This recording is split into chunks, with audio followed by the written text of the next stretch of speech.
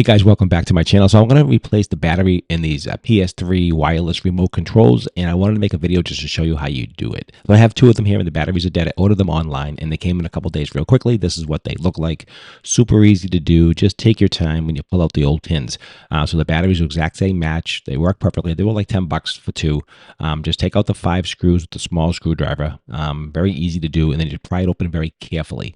You don't want things falling out everywhere. Sometimes, and each build is a little bit different. I noticed I had two different remotes, and one was a little different from the other with the reset pin. So just be careful of that. So as you can see here, you open it up, and it's super easy. The battery is right there, exact duplicate of the one I'm going to replace it with. And it's 2 little pins to take out the battery on the motherboard. So really easy. So the hardest part is putting the back those finger controllers on top. You have to kind of snap them together, and we'll get to that in a few minutes. How I'll show you that. So what you do is you just take this here and you just wiggle them out and pull them out very, very slowly. You don't want to break anything, and it just pops right out. No latches, there's no clicks, there's nothing. It just slides in, and there is a groove that matches. So make sure you just match up the groove correctly, and it should fit no problem. Here is the replacement battery.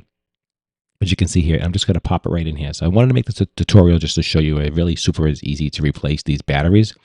You don't have to send them out, and you don't have to throw the remote control away. And that's really what it's about in my book. So here it is here. You can see the battery is exact same size, exact same power. Everything is actually perfect.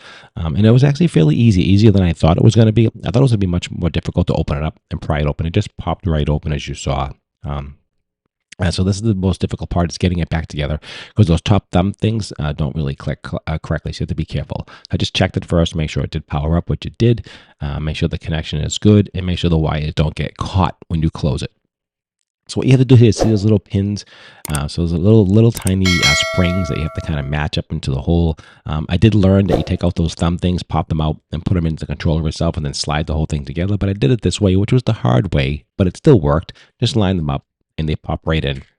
And that's all you have to do. So that's easy once you snap together. It's like a clamshell. So you just snap this back together, and then you just replace the screws. I just wanted to make sure it's sealed correctly and the power is still working. Make sure there's no broken connections when you put it back together. Just do that first before you take it apart. And that's what you have to do. So it's not that complicated. And then you just put the 5 screws back in. That's all you have to do. See that little black piece of on the back of my thing? I forgot to put that back in. That was a reset piece, so I had to open it back up and put it back in. So if anything falls out, it's a reason it belongs back in there. So make sure you just look at everything before you take it apart. Before you open everything up totally, just look at everything really clearly.